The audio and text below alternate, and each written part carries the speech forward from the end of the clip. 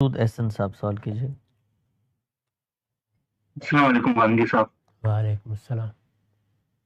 مسلمانوں میں عام طور پر یہ تاثر پایا جاتا ہے کہ اہل بیت یا سادات کا درجہ دیگر مسلمانوں سے بلند ہے، اور اسلامی لٹریچر میں بھی ان کی تکریم و تعظیم کا ذکر ملتا ہے، تو کیا یہ تاثر اسلام کے بنیادی فلسفے یعنی مساوات و برابری کے اصول کے متصادم نہیں ہے؟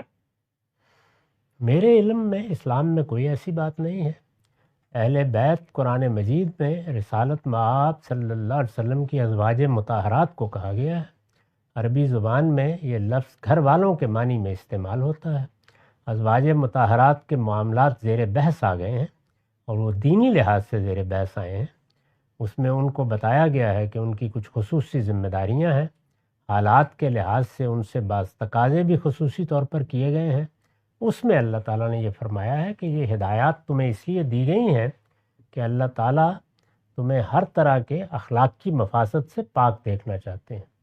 یہی ہے جس کو تطہیر کے لفظ سے تعبیر کیا جاتا ہے۔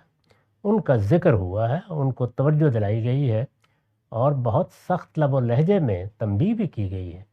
اس میں کہا گیا ہے کہ اب تمہیں موقع دیا جا رہا ہے، نیکی کی راہ اختیار کرو گی تو اللہ دوہرا اجر دے گا، اور خدا نخواستہ حاکم بدان کوئی برائی کا ارتکاب کرو گی تو دوہرا عذاب بھی دیا جائے گا۔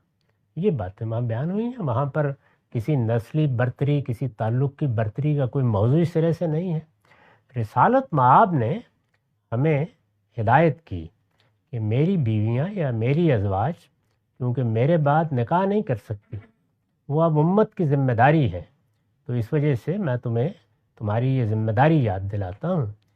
چنانچہ آپ نے بار بار یہ فرمایا، میں ان کے بارے میں تمہیں نصیحت کرتا ہوں۔ چنانچہ اللہ کا شکر ہے کہ آپ کے بعد آپ کے خلفاء نے پوری طرح ان کا خیال رکھا، ان کو عزت دی، اور ان کے معاملات اسی طرح کیے جیسے رسول اللہ چاہتے تھے۔ یہ باب بند ہو گیا، بس بات ختم ہو گئی۔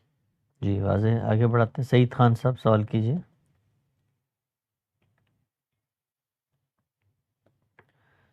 سعید صاحب اویلیبل نہیں ہے؟ جی السلام علیکم۔ فرمائیے۔ وعلیکم السلام۔ جی جاوید احمد غامدی صاحب، کیسے ہیں آپ؟ اللہ کا شکر، آپ کی دعائیں۔ غامدی صاحب، ایک جو بیسک فاؤنڈیشن کولیپس ہو